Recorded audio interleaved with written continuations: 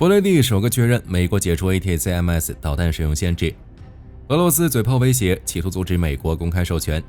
朝鲜可能派出10万大军协助俄罗斯对抗乌克兰。ATACMS 导弹可打击目标地图发布，乌克兰会先打哪里？乌俄最新战报：金牛座导弹援乌，土耳其提交和平提议。中东局势，以军清除真主党媒体负责人，炮兵部队首次进入黎巴嫩。精彩资讯即将开始。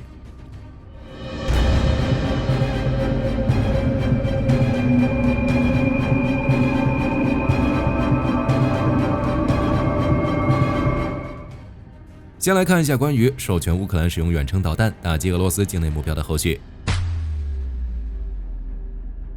虽然没有就是否获得使用美制导弹深入打击俄罗斯的授权提供明确声明，但欧盟最高外交官何塞普·博雷利已于11月18日在布鲁塞尔举行的欧盟外长会议后证实，美国已授权乌克兰打击俄罗斯领土深处的军事目标。博雷利成为了第一个确认此举的官员。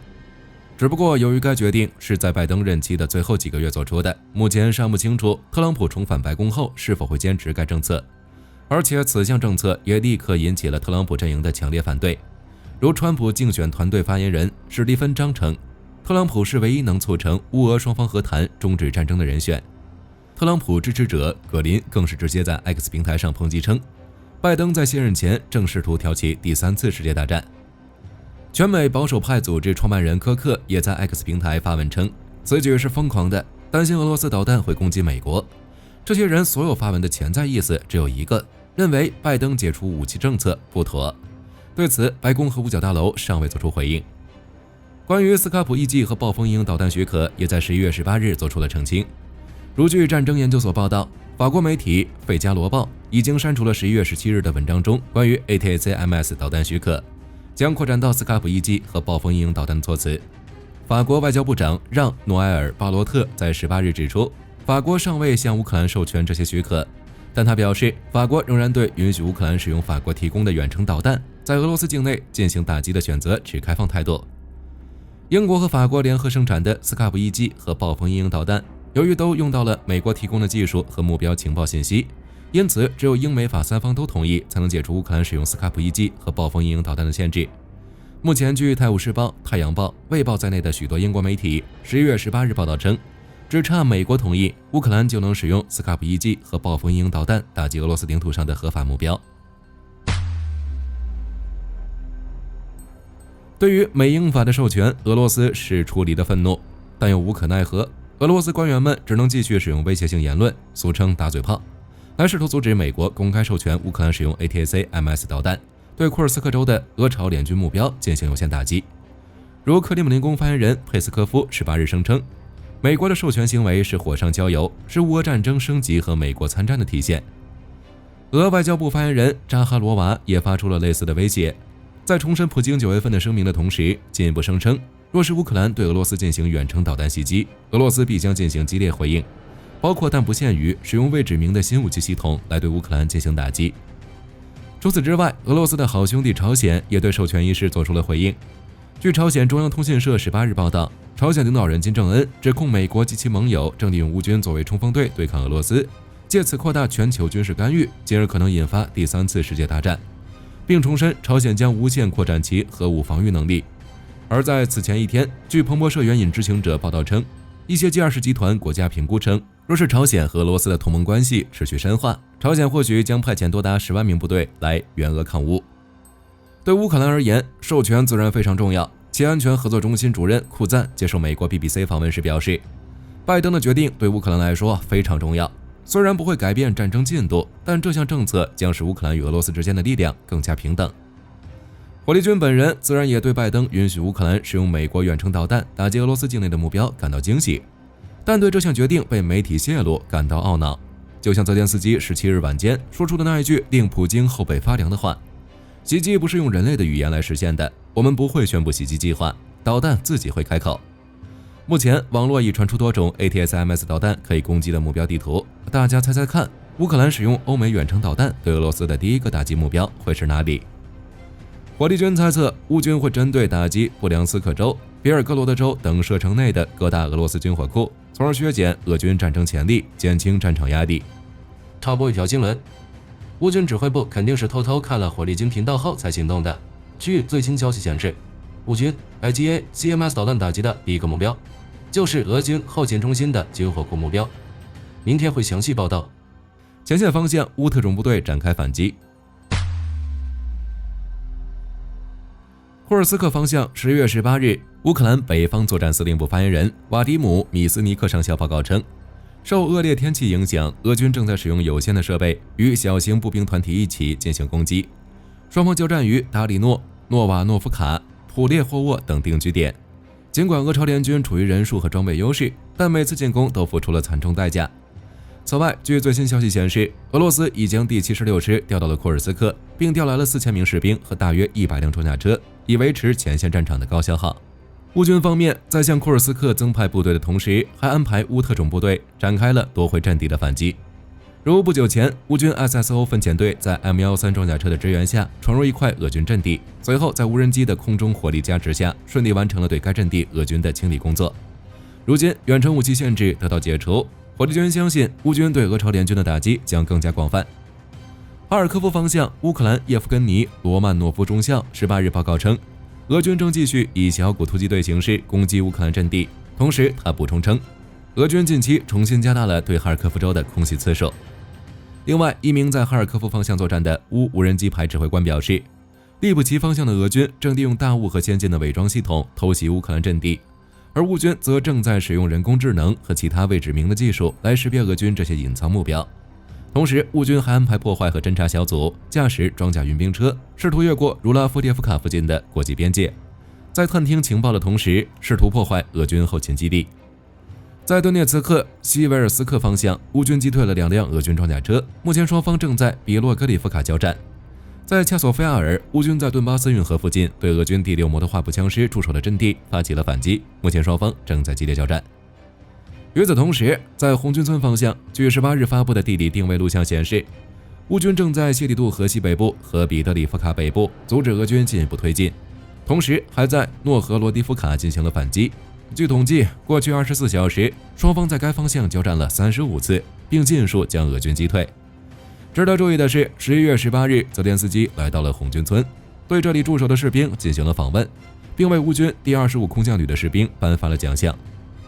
库拉霍沃方向，一名作战乌军官表示，俄军每天都会进行4到5次的机械化攻势，试图切断乌军的补给线，但我们总能将其挫败。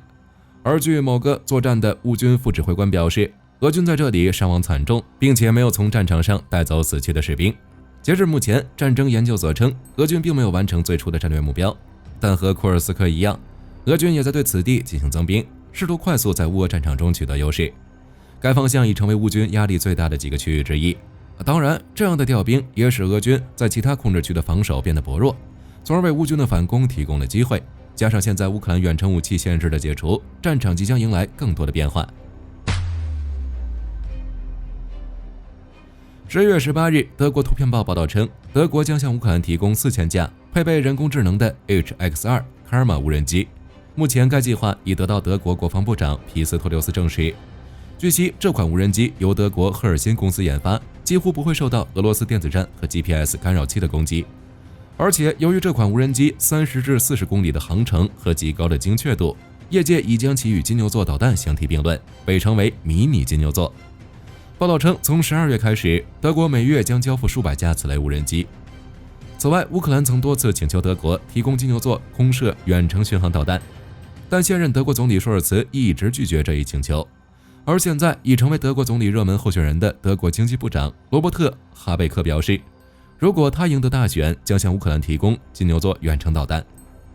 另一位热门候选人梅尔茨此前也表示，成为总理后将向乌克兰提供金牛座导弹。而舒尔茨所在政党提议在新一届选举中让国防部长皮斯托留斯参选。由此可见，2025年2月的德国新任总理选举将十分精彩。金牛座导弹是否抵达乌克兰，就让我们拭目以待吧。11月18日，有消息称，土耳其总统埃尔多安在 G20 峰会上提出乌俄的和平方案。他提议冻结当前前线的冲突，在乌东顿巴斯地区建立非军事区，让国际部队部署在这里作为额外保障，同时将乌克兰加入北约的时间推迟至少10年。作为补偿，乌克兰可获得欧美对乌克兰的军事援助保证，对此，亲土耳其政府媒体沙巴日报报道称，土耳其外交部否认了埃尔多安提议的推迟乌克兰加入北约的报道，但也表示土耳其政府支持旨在结束战争的外交举措。埃尔多安的提议内容其实与特朗普顾问之前提出的结束乌俄战争的计划大致相同，乌克兰肯定不会同意，但万万没想到俄罗斯也光速打脸了埃尔多安。克里姆林宫发言人佩斯科夫回应埃尔多安的提议称，冻结前线对克里姆林宫来说是不可接受的，普京总统设定的停止敌对行动的条件保持不变。显然，克里姆林宫让乌克兰全面投降的目标保持不变。佩斯科夫的回应进一步表明，俄罗斯当局并不愿意参与到含有妥协意味的谈判中，当然也不排除俄罗斯想讨价还价索要更多。因此，埃尔多安的提议除了刷一刷存在感，最后大概率会不了了之。根据莫斯科时报报道，11月17日上午10时左右，立陶宛发现其与瑞典之间的一条通信电缆受损，导致该国互联网速度下降了1/3。随后，立陶宛对电缆的受损原因展开了调查，初步判断不是由设备故障引起，而是由物理损坏引起，但截至目前尚未检测到破坏行动。紧接着，11月18日凌晨4时，芬兰和德国之间的一条通信电缆也出现受损。随后，芬兰派出维修船前往现场调查，结果和上述立陶宛的状况如出一辙，同样存在人为破坏的可能。目前，芬兰已计划在15天内消除故障，并加强电缆等基础设施的防护工作。尽管目前尚没有实质性证据能够指明这些破坏行动源自俄罗斯，但据 CNN 报道，俄罗斯正在组建一支专门的军事单位，旨在破坏北约国家海底电缆的基础设施。另据瑞典、丹麦、挪威和芬兰联合调查，俄罗斯目前已拥有一支间谍船队，可能会对北欧地区的水下基础设施和风电构成威胁。因此，对于上述2起接连发生的电缆受损事件，俄罗斯具有较大嫌疑。根据俄罗斯媒体报道，沉寂已久的黎巴嫩真主党突然向以色列发动了一波大规模袭击。例如，该组织使用火箭弹袭击了以色列的海法港、卡尔麦勒军事基地，使用卡第2型导弹袭击了基里亚军事基地，使用无人机袭击了埃蒂亚金军事基地。与此同时，距离黎巴嫩边境40公里的内谢尔军事基地也传出了爆炸声。斯特拉马里斯海军基地同样报告了损失。需要注意的是，此前以军已经重创黎巴嫩真主党，破坏了其多个弹药库，就连该组织在叙利亚境内的多个据点也接连遭到清除。但此番真主党依然能够发动如此大规模的远程打击，唯一的可能就是该组织得到了新的援助。至于新援助从何而来，目前尚未有具体情报。此外，在真主党的这一轮袭击中，伊拉克什叶派武装和胡塞武装也充当起了辅助角色。其中，伊拉克什叶派武装先是向以色列发动了无人机袭击，借此牵制以色列空军，随后趁机向以色列南部、北部和埃拉特等多个目标实施了导弹打击。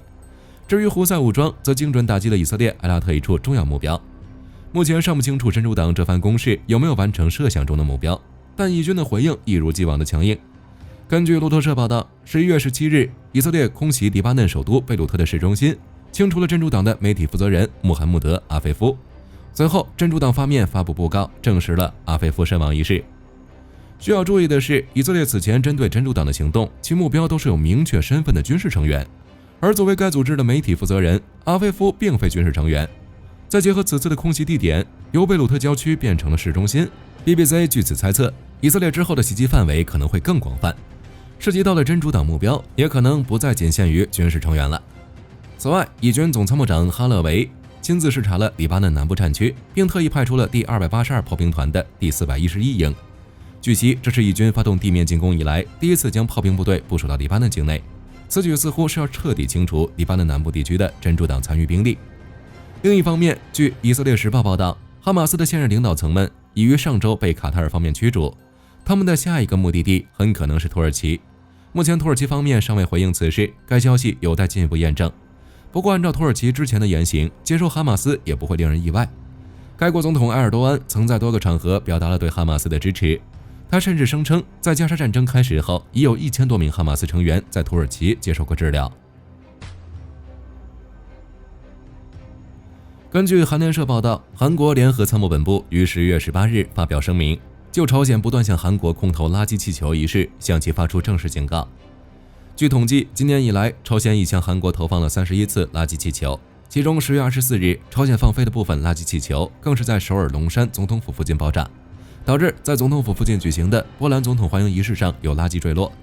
此后，朝鲜消停了大约3周，直至10月17日，朝鲜再次向韩国空投垃圾气球。韩国军方表示，侦测到朝鲜当天放飞约40个垃圾气球。截至目前，已确认首都圈和京畿道有20多个坠落物。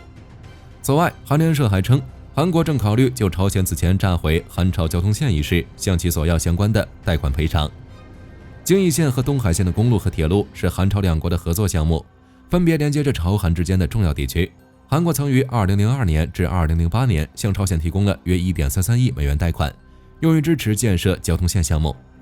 根据原计划，双方在项目完成后将确定贷款的最终规模，但由于该项目至今尚未完工，导致两国目前仍未敲定最终的贷款金额。韩国高级官员表示，朝鲜此前炸毁京义线和东海线公路和铁路的行为，可以视为其不想偿还上述贷款。目前，韩国相关部门正在讨论如何要求朝鲜偿还贷款。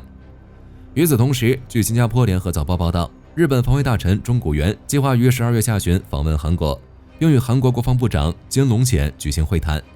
据悉，这将会是自2015年以来日本防卫大臣首次访问韩国。双方将讨论朝鲜接连发射弹道导弹以及向俄罗斯派兵参战、运送军备等问题，同时还将强调美日韩三方合作对稳定半岛局势的重要性。根据中时新闻网报道，美国近日与秘鲁签署了一份新的合作备忘录，双方将在距离秘鲁首都利马南方约50公里处打造一座太空发射基地。同时，美国还会向秘鲁提供专业的人员培训，以增进双方的经验交流和技术开发。待该基地建成后，其将成为美国在南半球唯一一座火箭发射基地。且按照计划，双方预计于2028年发射首枚探空火箭。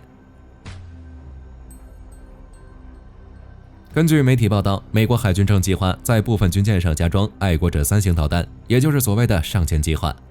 据悉，美军之所以推出这项计划，主要是因为长期以来，美国海军和陆军的防空导弹系统属于各自独立发展，